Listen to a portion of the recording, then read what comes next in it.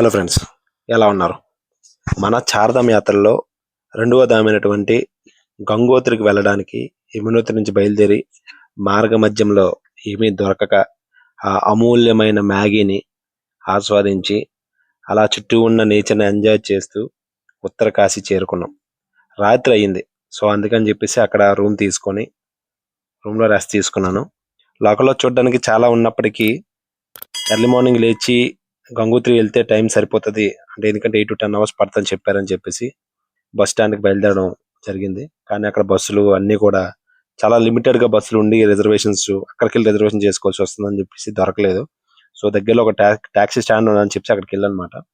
వెళ్తే అక్కడ minimum 10 members ఉంటే కానీ ట్యాక్సీ తీయరు, లేకపోతే బుకింగ్ చేసుకోవాలన్నారు. సో వెయిట్ చేసి ఒక 10 members మా తెలంగాణ 4 members అలాగే వేరే వేరే స్టేట్స్ నుంచి రావడం వల్ల అందరం కలిసి ఒక ట్యాక్సీ మాట్లాడుకుని అక్కడి నుంచి అలా గంగోత్రి బయలుదేరాం.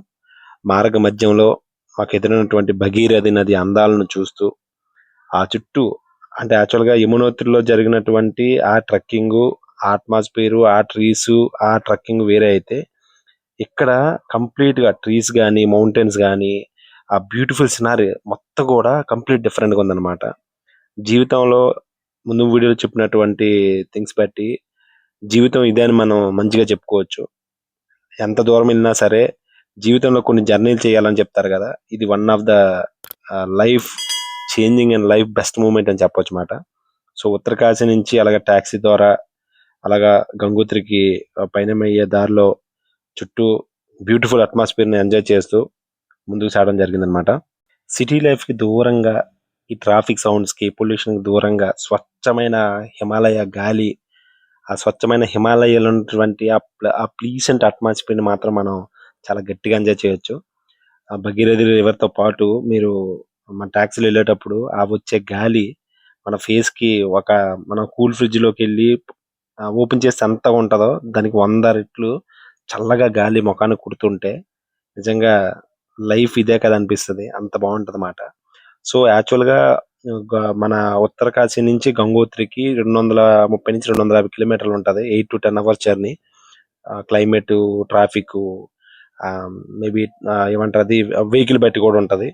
సో వెళ్ళే దారిలో మొత్తం ట్రాఫిక్ అవడం వల్ల ఏంటంటే ఎక్కడికక్కడ మీకు వెహికల్స్ ఆగిపోతుంటాయి. కానీ అదే మనకి యాక్చువల్గా ట్రావెలింగ్లో బ్రేక్ టైం అని చెప్పుకోవచ్చు.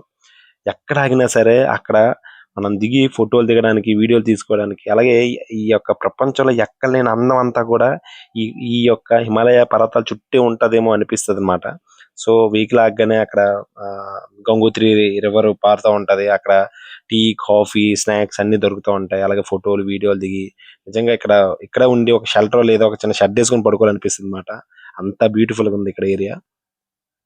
యాక్చువల్గా చార్ధామ్ మీరు రావాలనుకుంటే మాత్రం బెస్ట్ ఆప్షన్ మే, జూన్ ఈ 2 months ది బెస్ట్ మాట. లేదు అంటే సెప్టెంబర్, అక్టోబర్ ఈ 2 నెలలు మాత్రమే ది బెస్ట్ అని చెప్పుకోవచ్చు. బికాస్ ఆఫ్ ద క్లైమేట్, లేదా అయితే వర్షాలు ఎక్కువ పడవచ్చు, లేదంటే మంచు ఎక్కువ పడవచ్చు. దానివల్ల మీకు ఏంటంటే ల్యాండ్ స్లైడింగ్ అవనియండి, మౌంటైన్ కి మంచు పడడం అవనియండి, చాలా ఇష్యూస్ ఉంటాయి. సో మీరైతే మాత్రం ఈ టైమ్స్ ని ప్లాన్ చేయండి, చాలా బెస్ట్ లో ఉంటది. నేనైతే మేలో ప్లాన్ చేశాను అనమాట. ఇదంతా మే ట్రిప్పే. మే 20ని మే 20ని ఢిల్లీలో దిగనమాట. తర్వాత ట్రిప్ అంతా అయింది. సో మొత్తం జర్నీ అంతా అయిపోయింది.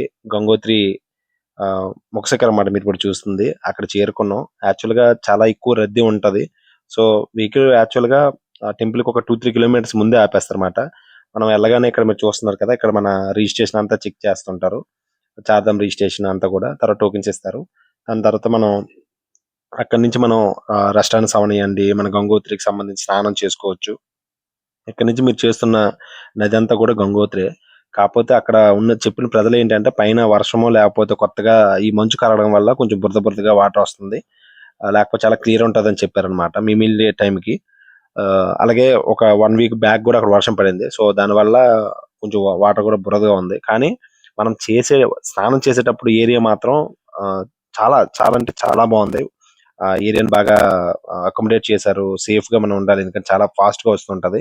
అలాగే అక్కడ చూసినటువంటి పెయింటింగ్స్ కానీ, మౌంటైన్స్ కానీ, ఆ దేవదేవుడిని ఇక్కడి నుంచి కింద నుంచి పైన చూస్తున్నట్టు ఉంటదన్నమాట. అక్కడే తిరుగుతున్నటువంటి హిమాలయ పర్వతాలు, చేతికి అందేటట్టు ఉన్నటువంటి మేఘాలు, చల్లని గాలి. కాకపోతే ఈ అంతా కూడా చిన్నవాళ్ళ నుంచి పెద్దవాళ్ళ వరకు ప్రతి ఒక్కరు కూడా ఈ ట్రిప్ ని ఎంజాయ్ చేస్తారు. కాకపోతే మరీ చిన్న పిల్లల్ని తీసుకొచ్చడానికి మాత్రం మీరు కొంచెం ఆలోచించాలని చెప్తాను. ఎందుకంటే లాంగ్ క్యూస్, లాంగ్ ట్రాఫిక్ వాళ్ళు ఇబ్బంది పడతారు. కానీ యంగ్‌స్టర్స్ మాత్రం పక్కాగా రావాలి. ఆ గంగోత్రిలో స్నానం చేసి, ఆ దేవి గంగాదేవిని దర్శించుకొని, మనం చేసినటువంటి జీవితంలో చాలా పుణ్యాలో, పాపాలు ఏవైనా అవనియండి, ఇక్కడికొచ్చాక ఆవిడ ముందు అన్నీ పోతాయనిపిస్తది. ఆ దేవుని చూశాక. ధన్య మన జీవితం ధన్యమని చెప్పుకోవచ్చుమాట. ఈ టెంపుల్‌కొచ్చిన తర్వాత. జై గంగామాత. టెంపుల్ దర్శనం అయిన తర్వాత ఇక్కడి నుంచి ఒక 20 కిలోమీటర్లు, 18 కిలోమీటర్లు, 15 కిలోమీటర్లు పైకి నడిస్తే గౌరీకుండ్ అని, ఈ గంగోత్రి పుట్టినటువంటి ఆరిజిన్ ఉంది. ఆ పైన అవి గాని, లేకపోతే పాండవాస్ గృహ అని చాలా ఉంటాయి. కాకపోతే మనం చాలా స్ట్రగుల్ అవ్వాల్సి ఉంటదన్నమాట. అందుకని ఇక్కడి నుంచి మేము రిటర్న్ అయ్యాం. కానీ రిటర్న్ వచ్చినప్పుడు కూడా ఫుల్‌గా ట్రాఫిక్ ఉంది. సో, ట్రాఫిక్‌లోనే 4, 5 అవర్స్ మేము స్టక్ అయ్యామన్నమాట. ఇది ఫ్రెండ్స్ గంగోత్రి. మరిన్ని వీడియోస్ కోసం మా ఛానల్‌ని సబ్స్క్రైబ్ చేయండి, షేర్ చేయండి, కామెంట్ చేయండి. నెక్స్ట్ దాని గురించి వచ్చే వీడియోలో మాట్లాడుకుందాం. Bye bye.